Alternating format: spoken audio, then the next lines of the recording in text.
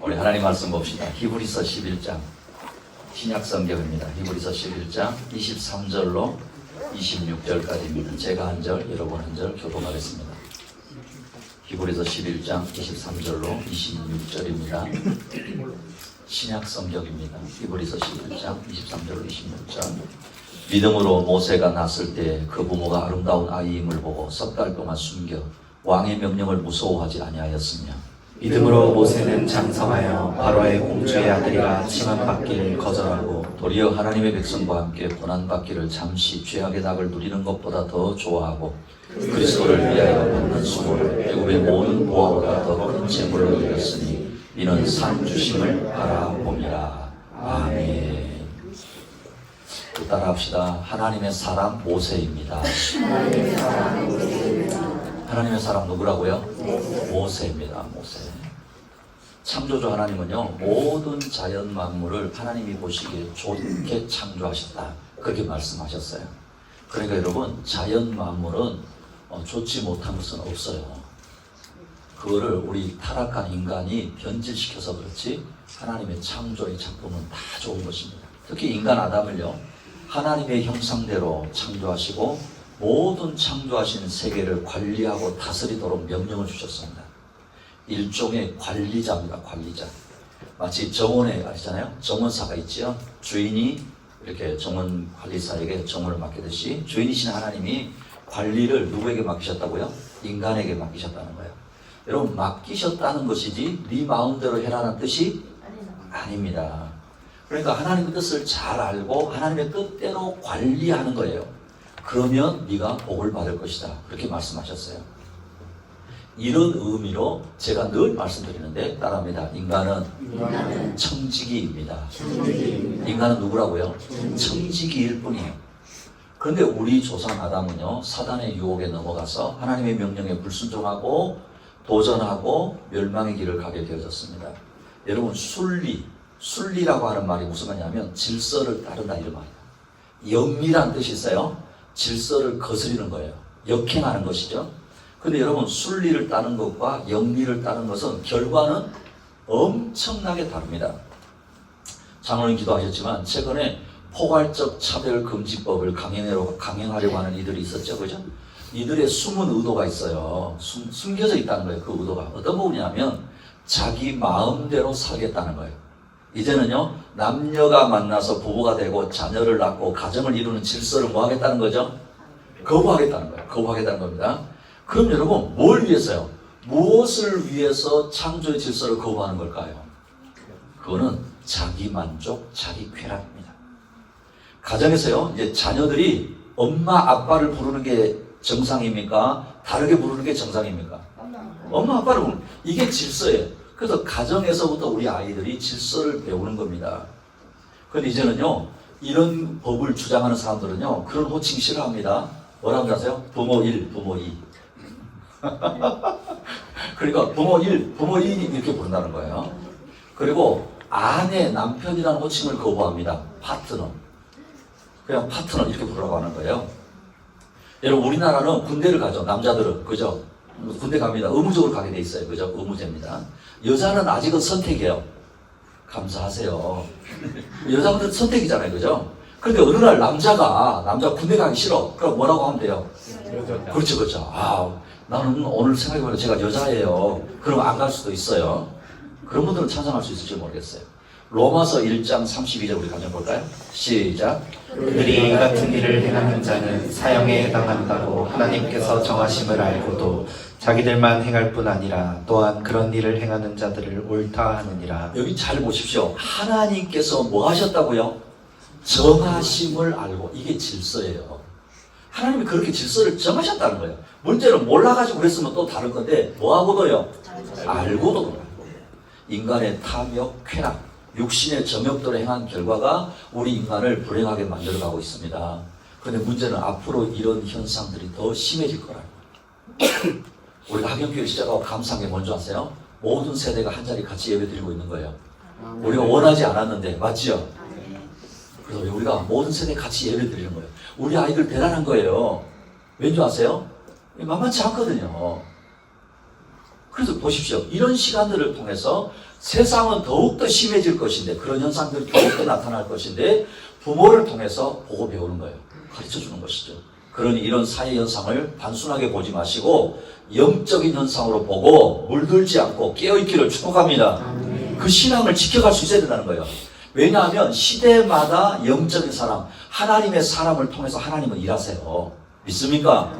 아무리 세상이 치를 깎고 변했다 할지라도 하나님은 그 시대에 하나님의 사람들이 있다는 걸 기억하십시오. 성경은 이들을 뭐라고 말하는 줄 아십니까? 따라합시다. 남은 자, 그루터기. 할렐루야. 여러분, 아무리 세상이 변해도요, 남은 자, 그루터기가 있어요. 그런데 이런 불순종에도 불구하고 하나님은 다시 회복의 길을 주시기 위해서 계획하셨어요. 그것은 믿음의 조상 아브라함을 부르시고 그의 자손 가운데 예수 그리스도를 보내셔서 인간의 죄를 대속해 주시는 것입니다. 이 구원의 역사를 구체적으로 이루어가기 위해서 시대마다 많은 사람들 특별히 하나님 부르신단 말이에요. 믿음의 조상하면 누구였죠? 아브라함이었잖아요. 하나님이 아브라함을 부르실 때 여러분 뭘 약속했었는지 아십니까? 창세기 12장 2절에 보면 내가 너로 큰 민족을 이루고 내게 복을 주어 내 이름을 창대하게 하리니 너는 복이 될지니라 그러셨어요?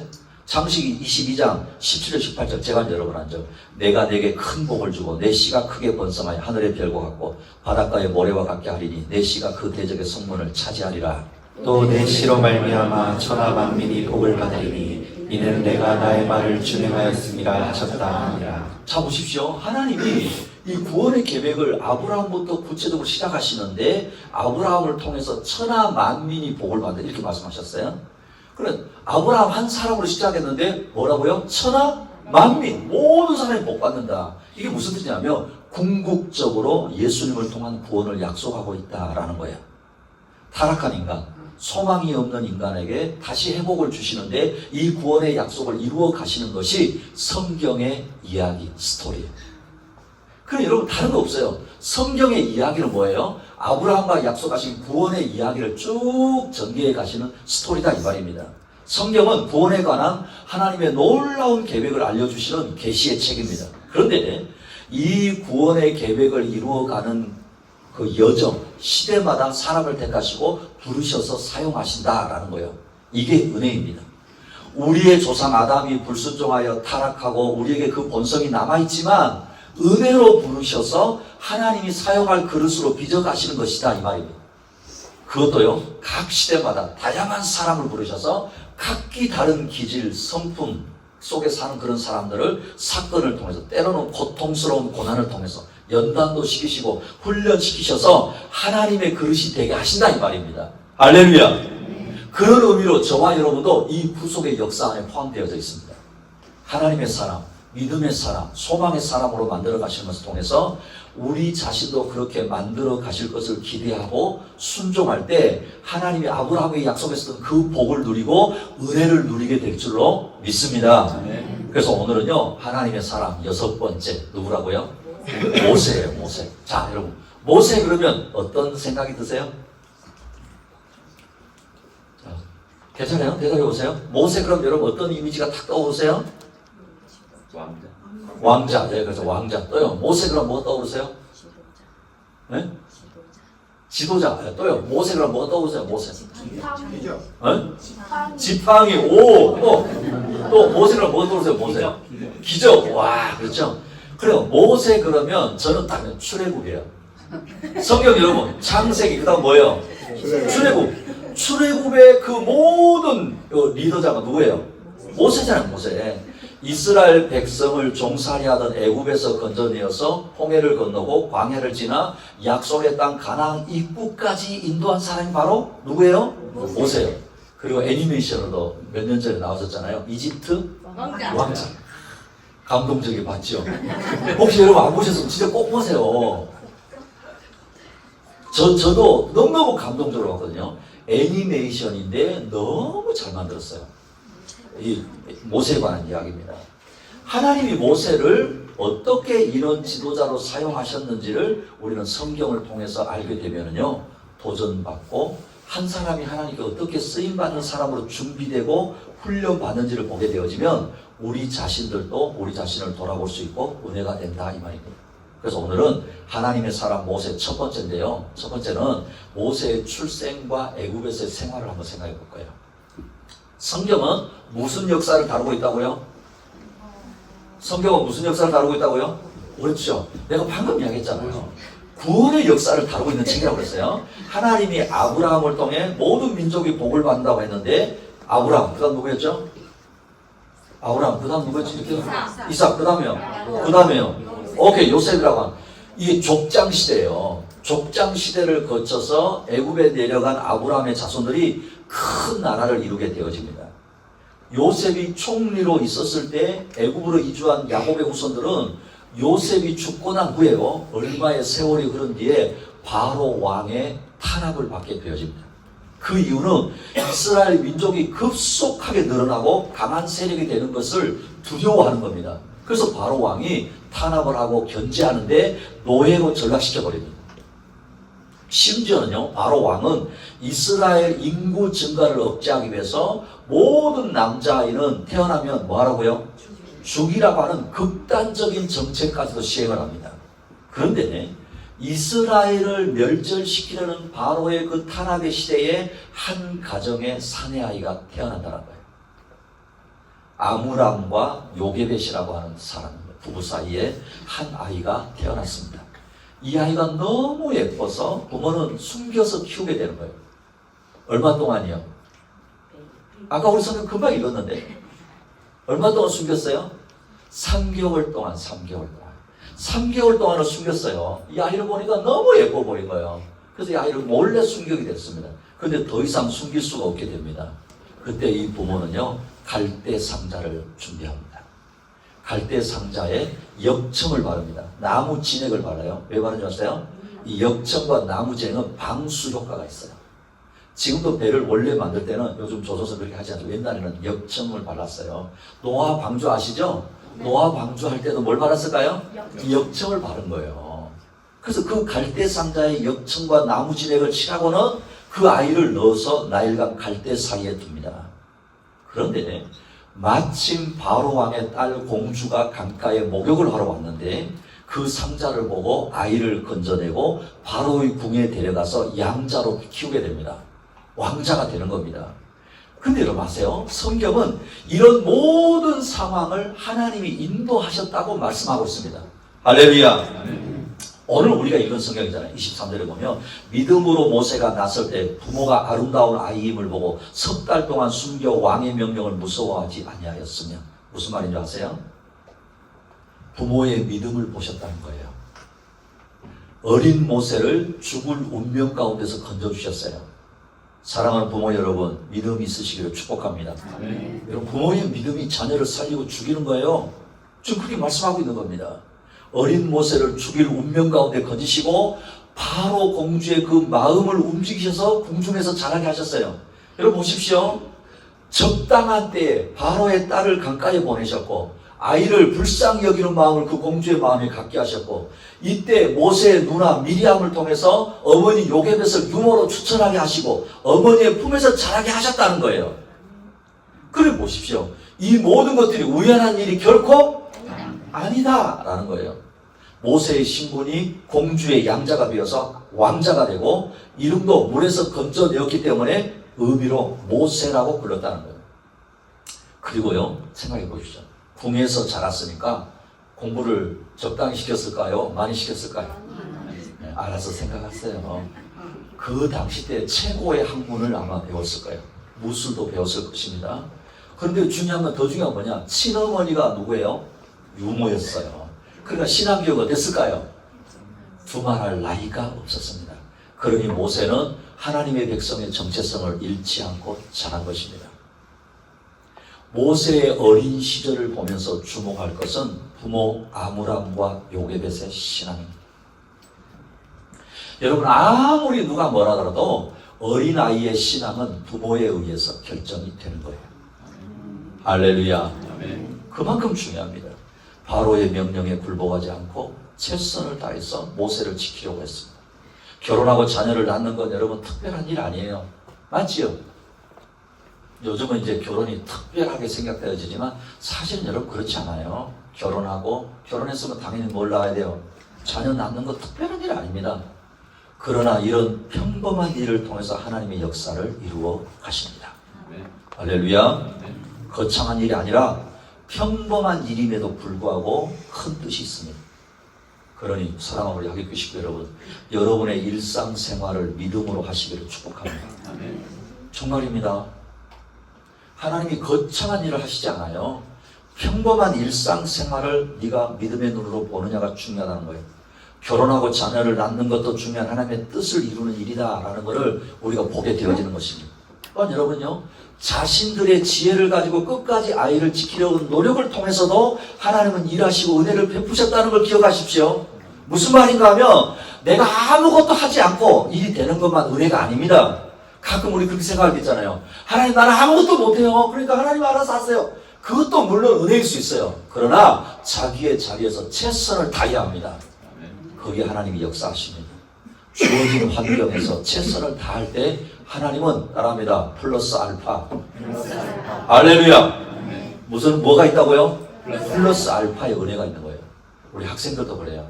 목사님 잔소리 하려고 하는 게 아닙니다. 여러분들 내가 공부 한번 해볼까? 하나님 저는 요것밖에 안 돼요. 그럼 최선 다할게요. 도와주세요. 그럼 하나님 뭐 하세요? 플러스 알파 하세요. 이렇게 모세는 하나님의 인도하심과 간섭하심으로 바로의 궁에서 40년을 살게 됩니다. 그런데 어느 날 자기 동족 히브리 백성들의 그 고된 노동하는 걸 보다 못해서 애굽 사람을 쳐 죽이게 되어요. 뜻하지 않게 쫓기는 신세가 되고 미디안 광야로 도망을 갑니다. 자, 출애굽기 2장 11절 15절 제가 늘 여러 번 한 절. 모세가 장성한 후에 한 번은 자기 형제들에게 나가서 그들의 고되게 노동하는 것을 보더니 어떤 애굽 사람이 한 히브리 사람 곧 자기 형제를 치는 것을 본지라. 좌우를 살펴 사람이 없음을 보고 그 애굽 사람을 쳐 죽여 모래 속에 감추니라. 이튿날 다시 나가니 두 히브리 사람이 서로 싸우는지라. 그 잘못한 사람에게 이르되 내가 어찌하여 동포를 치느냐 하며 그가 이르되 누가 너를 우리를 다스리는 자와 재판관으로 삼았느냐. 내가 애굽 사람을 죽인 것처럼 나도 죽이려느냐. 모세가 두려워하여 이르되 일이 탈로 되었도다. 바로가 이 일을 듣고 모세를 죽이고자 하여 찾는지라. 모세가 바로의 낯을 피하여 미디안 땅에 머물며 하루는 우물 곁에 앉았더라. 그냥 보십시오. 하나님은요, 애굽 사람을 살해한 사건으로 쫓기게 된 모세에게 새로운 환경을 주셨어요. 어떻게 생각하면 모세의 실패예요. 그렇죠? 근데 모세의 실패가 하나님의 실패는 아니라는 거예요. 할렐루야. 따라합시다. 나의 실패가 하나님의 실패는 아닙니다. 기억하십시다. 당장은 알 수 없어도요, 여기에는 하나님의 인도가 숨어 있다는 것을 봐야 됩니다. 그러니 실패를 통해서도 일하시는 하나님이시다는 것 신뢰할 수 있기를 축복합니다. 내 계획대로 다 이루어지지 않았다고 해서 실패한 게 아닙니다. 하나님의 계획이 숨어 있어요. 그리고 모세의 애굽에서의 생활이 결코 헛되지 않습니다. 보십시오. 이스라엘 백성들 애굽에서 건져내기 위해서 애굽을 잘 알아야 될 거 아니에요. 그렇죠? 그들의 문화, 그들의 어떤 정치 상황, 경제, 특히 그 나라를 다스리는 바로 왕에 대해서 잘 알아야 맞설 수 있을 거 아닙니까? 또한 앞으로 이스라엘 백성을 인도하는데요, 여러분 아세요? 200만 이상의 인구예요. 그들을 인도할 리더가 되어야 하는데, 세상적으로 영적으로 준비되어야 하는데 하나님은 모세를 한 단계 한 단계 준비시켜 가고 계시다라는 거예요. 그러니 사랑하는 우리 하객교 식구 여러분, 평범한 일을 통해서도, 일상을 통해서도 믿음의 눈으로 보고 실패를 통해서도 일하시는 하나님을 볼 수 있기를 축복합니다. 하나님의 사랑 모세 두 번째, 부르심과 순종의 자리입니다. 같은 동족 히브리 사람을 핍박하는 그 애굽인을 죽였잖아요. 탈로가 나가지고 어디로 도망갔다고요? 그래서 미디안 광야로 도망한 모세예요. 이 미디안 광야에서 40년의 시간을 보냅니다. 여러분 결코 짧은 시간이 아닙니다. 그렇죠? 그것도 미디안 제사장 이드로의 집에 거하게 되어졌는데 그 딸 십보라와 결혼하게 되고 게르솜, 엘리에셀이라는 두 아들을 낳았습니다. 근데요, 모세가 두 아들의 이름을 지을 때도요, 자기의 그 현실을 반영하고 있어요. 그러니 여러분, 이름은 그냥 이름이 아니에요. 게르솜은 타국에서 나그네가 되었다, 이런 뜻이에요. 그러니까 모세가 결혼을 하고 아들을 낳았는데 자기 신세를 보는 거예요. 내가 타국에서 나그네 신세구나. 우리 게르솜 그랬단 말이에요. 엘리에셀을 낳았어요. 둘째 아들을. 하나님의 도우심, 이런 뜻이에요. 출애굽기 18장 4절 읽어봅시다. 시작. 하나의 이름은 엘리에스리라. 이는 내 아버지의 하나님이 나를 도우사 바로의 칼에서 구원하셨다 하노라. 모세는 두 아들을 통해서 비록 객이 되었다 할지라도 하나님이 언젠가는 반드시 도우셔서 구원하신다는 믿음을 가지고 있다는 것을 볼 수 있습니다. 사랑하는 우리 대형교회 식구 여러분, 여러분의 어떤 환경, 어떤 처지일지라도 하나님 바라보시고 소망을 가지시기를 축복합니다. 소망 가지셔야 되는 거예요. 드디어 미디안 광야에서 40년이 지나고 80세가 되었을 때 하나님이 모세를 부르세요. 자, 출애굽기 3장 1절에서 5절 제가 하늘 여러분 한절. 모세가 그의 장인 미디안 제사장 이드로의 양떼를 치더니 그 떼를 광야 서쪽으로 인도하여 하나님의 산 호렙에 이르매 여호와의 사자가 떨기나무 가운데로부터 나오는 불꽃 안에서 그에게 나타나시니라. 그가 보니 떨기나무에 불이 붙었으나 그 떨기나무가 사라지지 아니하는지라. 이에 모세가 이르되 내가 돌이켜 가서 이 큰 광경을 보리라. 떨기나무가 어찌하여 타지 아니하는고 하니 그때 여호와께서 그가 보려고 돌이켜 오는 것을 보신지라. 하나님이 떨기나무 가운데서 그를 불러 이르시되 모세야 모세야 하시매 그가 이르되 내가 여기 있나이다. 하나님이 이르시되 이리로 가까이 오지 말라. 내가 선 곳은 거룩한 땅이니 내 발에서 신을 벗어라.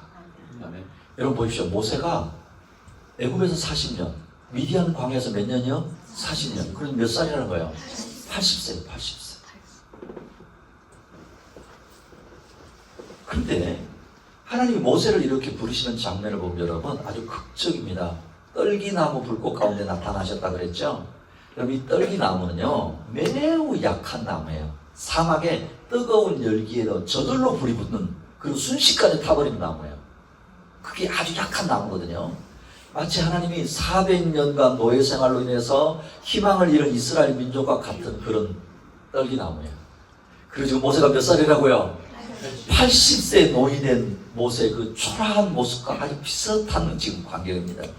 그런데 중요한 것은 나무가 계속 타고 있는 것은 하나님께서 함께 하시기 때문이라. 하나님은 당신을 계시하셨어요. 여러분 모세에게 80년 만에 모세에게 하나님이 당신을 계시하십니다. 초자연적인 능력을 통해서 자신을 거룩하신 분으로 인격적으로 말씀하시고 지시하시는 분으로 나타나셨어요. 우리의 모습이 아무리 초라해도 하나님께서 함께 하시면 우리의 연약한 데서 하나님의 능력이 나타날 것입니다. 아멘. 할렐루야. 아멘. 여러분 그러니 자기를 보지 마십시오. 우리의 모습이 아무리 그 떨기나무 초라한 것처럼 보여도 하나님이 함께 하실 때 능력이 나타나는 것입니다. 그러니 매일 말씀을 통해 하나님의 음성을 들어야 하고 순종할 수 있기를 축복합니다. 하나님이 모세에게 신을 벗으라 그랬죠. 여러분 이건 어떤 의미인지 아세요? 하나님 앞에 자신의 무가치함을 인정하라는 거예요. 하나님 앞에 네가 얼마나 무가치한 존재인가를 알아라.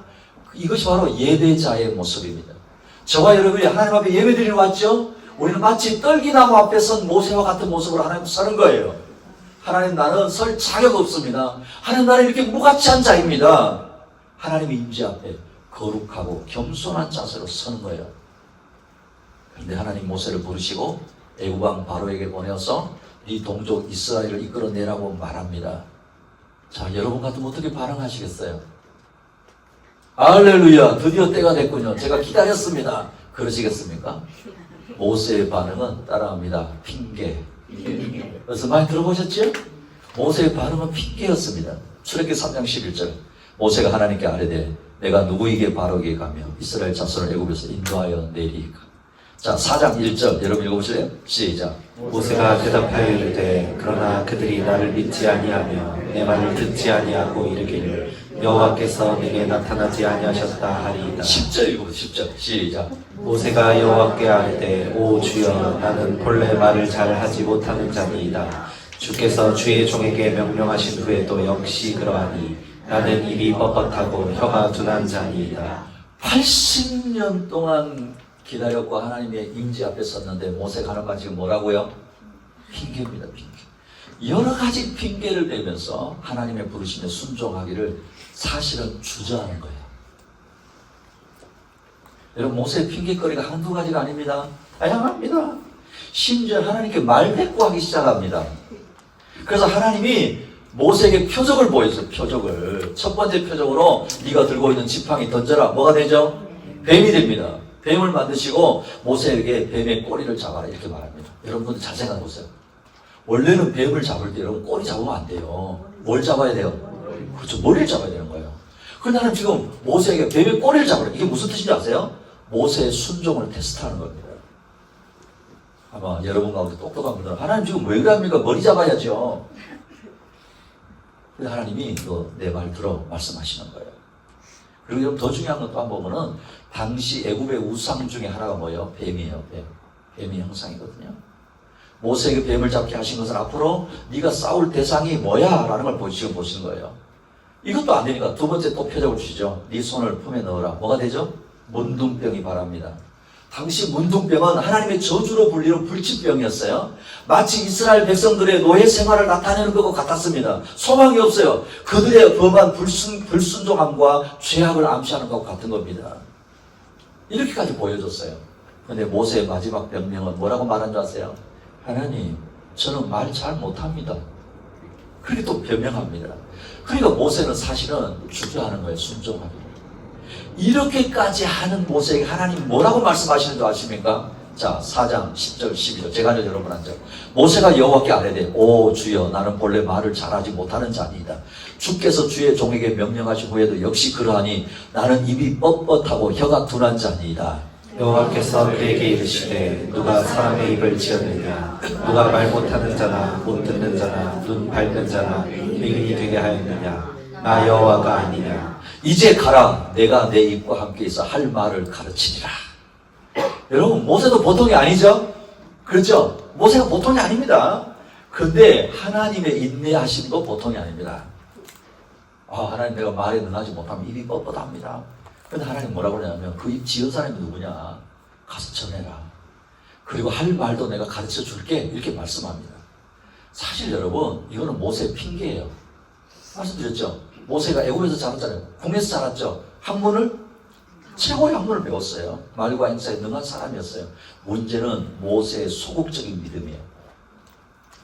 여러분도 그럴 수 있죠. 심지어 여러분 모세가 어디까지 변명하는 줄 아세요? 자, 13절 4장 13절 읽어보세요. 시작. 모세가 이르되 오 주여 보낼 만한 자를 보내소서. 모세가 지금 마지막도 하는 말이 뭐라고요? 저 같았으면 됐다 차라 이럴 거지. 너 아니어도 갈 사람 많다 이럴 수 있을 것 같아요. 그런데 여러분 이때 하나님 모세에게 어떻게 하신 줄 아십니까? 14절에 여호와께서 모세를 향하여 노하여 이르시되 레위 사람 내 형 아론이 있지 아니하냐. 그가 말 잘하는 것을 내가 아노라.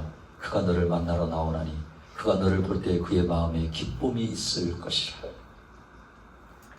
다양한 변명거리를 늘어놓으면서 말대꾸까지 하는 모세를 향해서 하나님이 모세의 그 질문에 일일이 답변해 주시고 설득까지 하셨죠. 그렇죠? 끝까지 믿음이 없어 표적을 보여줘도 주저하고 이제는 심지어 뭐라고 해요? 이제는 마치 끝낼 것처럼 하나님 그래도 안 됩니다. 보낼 만한 사람을 보냈어요. 저 같으면 화내겠다고 해서 하나님도 화내셨더라고요. 감사하게도. 그리고 더 이상 핑계대지 못하도록 형 아론을 모세의 대언자로 삼으십니다. 끝까지 포기하지 않으시고 허물 많은 모세를 부르시는 하나님의 포기하지 않으시는 열심과 사랑을 보게 되어집니다. 할렐루야.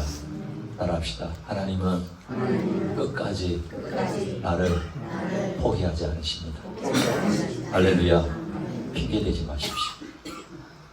하나님은 여러분 끝까지 포기하지 않았어요. 우리의 불신과 불순종과 미련함에도 불구하고 오래 참으시는 하나님이십니다. 여러 가지 표적을 보여주시고 믿으라고 하시는데 아직도 믿음에 서지 못하고 불순종의 자리에 있다고 한다면 사실 여러분 지나친 겸손은 불신앙입니다.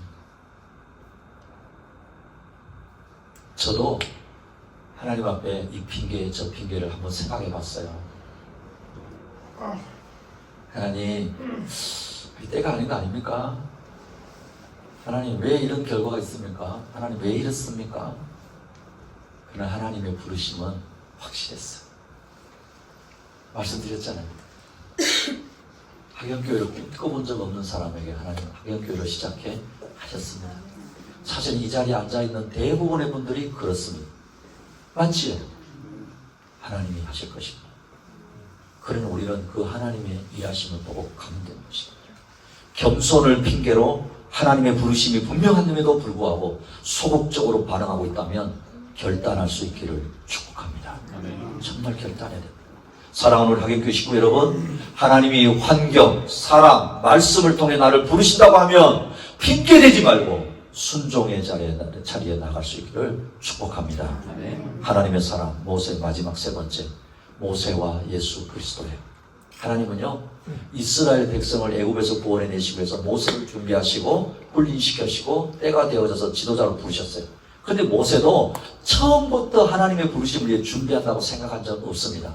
맞습니까? 틀립니까? 맞아요, 여러분. 모세가 여러분 아세요? 야, 내가 드디어 준비되는구나. 그렇지, 드디어 내가 출애굽시키니 몰랐어요. 오히려 이런저런 핑계로 부르심에 주저하다가 순종하기에 이른 것입니다. 그러면서 모세는 하나님께 쓰임받은 일꾼으로서 좋은 모범을 보인 사람입니다. 따라합시다. 일단 결단하고 뒤돌아보지 않았습니다. 여러분, 이게 모세의 큰 특징이에요. 비록 핑계대고 주저했잖아요. 그렇죠?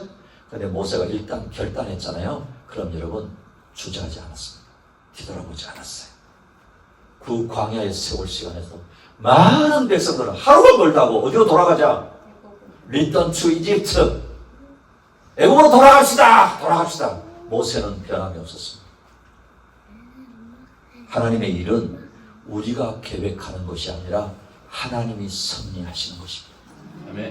모든 하나님의 사역은 하나님이 허락하시는 것이지 우리가 성취하는 게 아닙니다. 그저 우리는 주어진 환경과 주어진 사역에 충성할 뿐입니다. 모세가 스스로 계획한 것은 아무것도 없습니다. 그러면서요, 성경의 역사는 하나님의 구원의 역사라고 말씀드렸는데 그 구원의 역사 과정 중에 예수 그리스도가 오시기까지 하나님이 어떤 사람을 부르시고 어떤 역할을 하게 하셨는지를 아는 게 중요한 교훈이라고 말씀드렸잖아요. 여러분 기억하십니까? 아브라함을 부르시고 너와 내 자손을 하늘의 별과 같이 바다의 모래같이 많게 하시겠다고 하셨는데 그 약속을 야곱의 때 요셉을 통해서 애굽에 내려가게 하시고 세월이 흘러서 성취되는 것을 볼 수 있어요. 따라합니다. 하나님의 시간. 할렐루야. 여러분 조급해하지 마세요. 우리의 시간은 100년밖에 안 되니까 조급할 수 있어요. 하나님의 시간을 볼 수 있기를 축복합니다. 내 때 안 되면 우리 자식 때 하면 되는 거예요.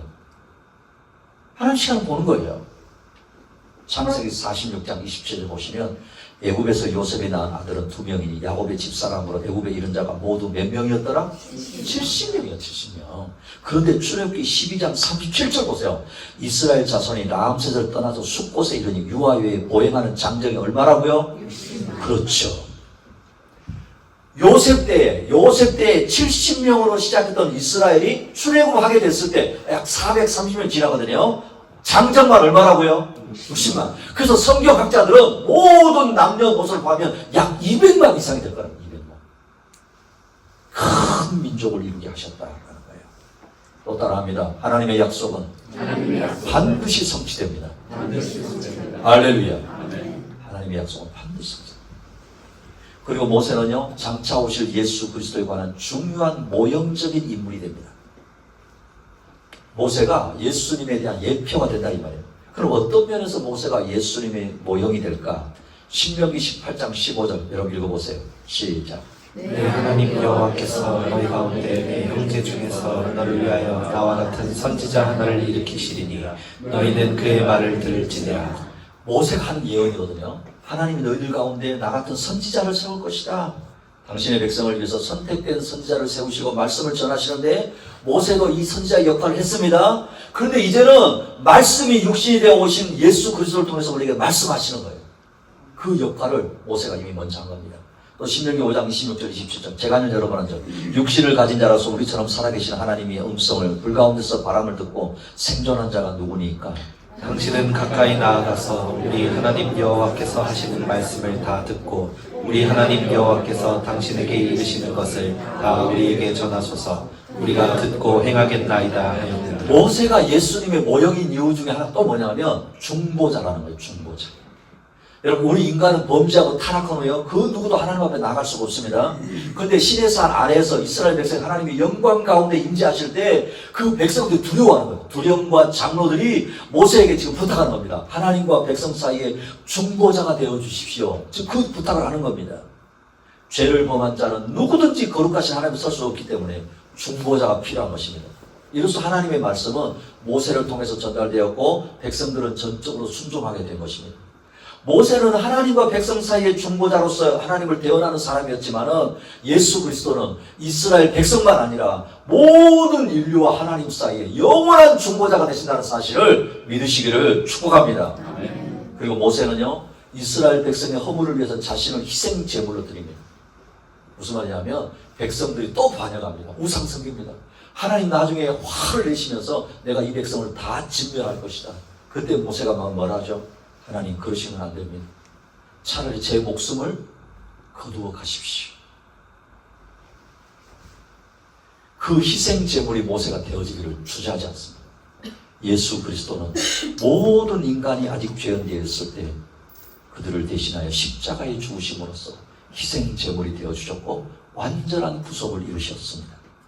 모세는 옛 언약의 중보자였고 이제는 예수 그리스도가 새 언약의 중보자가 되어 주셨습니다. 그러니까 모세는 그림자의 역할을 했고 예수님의 그 본체가 되시는 것입니다.